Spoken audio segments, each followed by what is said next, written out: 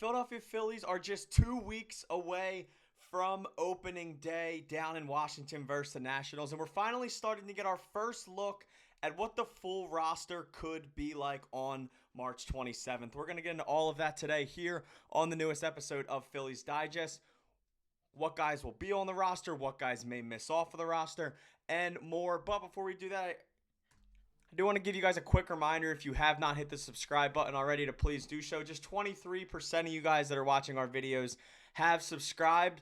If you subscribe, that means you know the second that we upload, myself, Sean Bernard, have been uploading over one video per day right now, and we are pumping out content. And once again, we are just 2 weeks away from opening day. So I want to get into sort of the roster here, because obviously, yes, it is not finalized. We don't really know the finalized roster till usually that morning of opening day. But this is sort of where I'm at, and this is where I've sort of done some thinking and some planning, and this is sort of where my head is at for the opening day roster. So this is my, right now, official opening day roster, 26-man roster for the Philadelphia Phillies. I want to start off with the catcher position.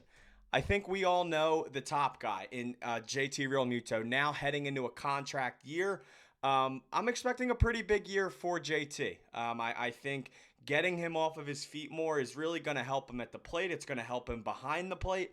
And I think sort of getting some reps maybe out of JT, maybe some innings at first base, maybe some innings at DH, just sort of getting him off of his knees for 9 innings a game for, 135, 140 games a year like he's used to playing for the Phillies.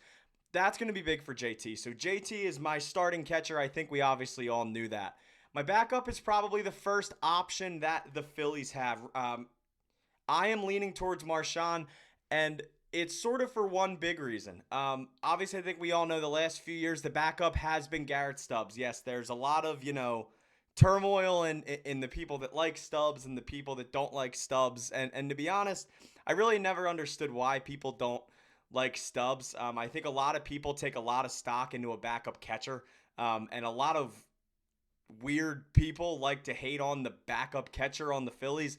But nonetheless, I think this year, I think the backup, at least to start, will be Rafael Marchand, strictly because Garrett Stubbs is able to be optioned to AAA.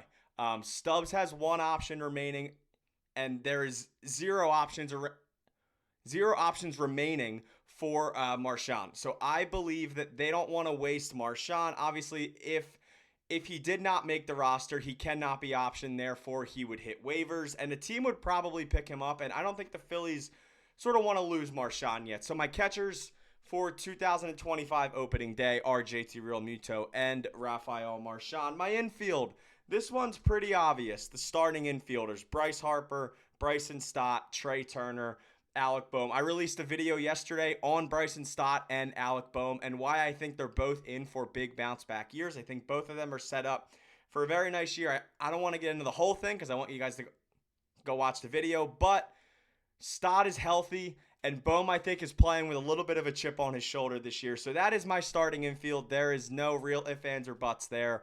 Those are the 4 guys that will be out there on March 27th for the Phillies. My outfield heading into this season / DH. Kyle Schwarber as the DH, obviously. Max Kepler in left. I do believe Schwarber will get a few more games than he did last year in the outfield. I think you'll see him out in left field sometimes. Brandon Marsh, I believe, will start in center field on opening day, and Nick Castellanos will be in right field. Marsh, another guy that needs to have a big year. The Phillies need more production out of the back end of their sort of lineup. I think the Phillies are really going to want to try Brandon Marsh this year. I think they want him to try and sort of play every day. They don't want Brandon Marsh to be a platoon guy. Rob Thomson said the other day that he thinks Brandon Marsh can be a superstar in this league. And maybe not superstar for me, but I do believe Brandon Marsh is a good baseball player. And I think if you give him the shot to really play every day, I think he's going to take advantage of it. So that is basically it for my starters. I do want to move on here to the pitching staff because that's where I think it kind of starts to get a little dicey. Actually, before we do that, let's go to the bench. Edmundo Sosa, he is a lock. Johan Rojas, he is, I would say, almost a lock at this point. I wouldn't call him 100% lock. I think there's still a way because he has an option that the Phillies could try out some other guys that don't have an option. This is where it starts to get a little weird. Obviously, the Phillies lost Weston Wilson. He will not be available for opening day. I think the job could go to Clemens here just because the Phillies don't want to put him on waivers. The option I think they have with Clemens is to maybe look for a trade for him before opening day. That's the way I see the Phillies handling Clemens if he's not on the roster. If it wasn't Clemens, I think it could be Christian Arroyo. I think it could be Buddy Kennedy. I think it could be Cal Stevenson.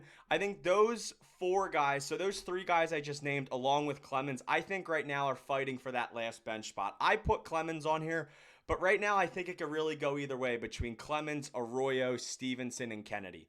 So that is my bench for opening day. As far as the starting pitching, I think this one's pretty obvious. I think we know the five that are going to be in there. Obviously, you have Zack Wheeler at the top, the ace, the best pitcher on the Phillies, the best pitcher in all of baseball, Zack Wheeler. He will be out there most likely on opening day. The Phillies haven't totally announced it yet, but I think we're all assuming that he will make the start on opening day, and that is following last year when the Phillies stopped starting Aaron Nola on opening day, and last year was the first year of Wheeler days on opening day. So this will most likely be year 2 for Wheeler starting on opening day. And I will say, I did put this in the predicted order that I think the Phillies will order their rotation.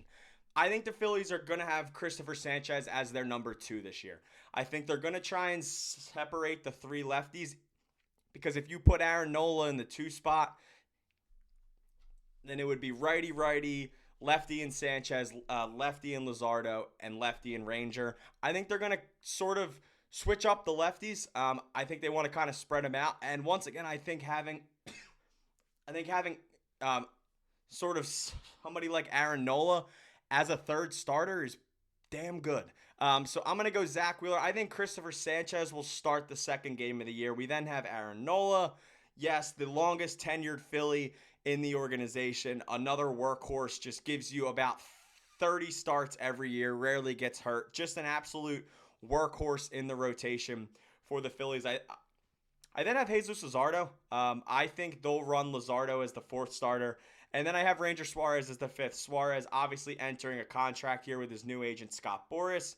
I did make a video about this a few days ago, but it's kind of up in the air, what the future looks like for Ranger. But I expect a big year from Ranger in a contract year, knowing that Ranger Suarez could get a pretty hefty check after this season. And rounding out this video, I do have the relievers. This is where things start to get a little dicey. It seems like Matt Strahm probably won't be ready for opening day, obviously with that left shoulder inflammation.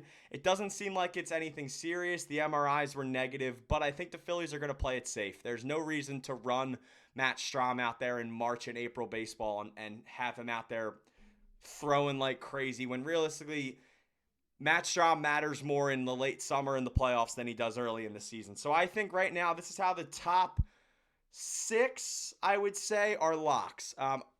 For Jordan Romano, Jose Alvarado, Ryan Kerkering, Jose Ruiz, Tanner Banks, Joe Ross. I think those 6 guys are locks. The next 2 guys is where I start to get iffy. I think Taijuan Walker, he is going to be on the roster if he's still on the team. If the Phillies found a trade for him, I think they'll maybe entertain it. But I will say, Walker's looked pretty good so far this spring. Let's get back to that. But Taijuan Walker, I think, will be in the bullpen for the Phillies, obviously, if they do not find a trade for him. And then I think we're sort of replacing Strahm, I think, will be Nabel Chrismat, a guy maybe you haven't really heard of a ton. He's had a pretty good spring. He has experience in the pros. He's probably one of the more experienced veteran sort of options in this Phillies bullpen depth right now. So I don't really think that spot, means a ton right now, obviously, because I think Jordan Romano is obviously in for a huge bounce back here, as well as Jose Alvarado. He's been touching around 101.5 so far.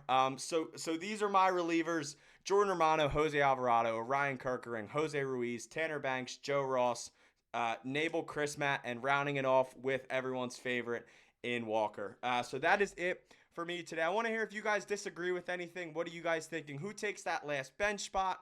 Who's in that last reliever spot? And who do you want as the backup catcher?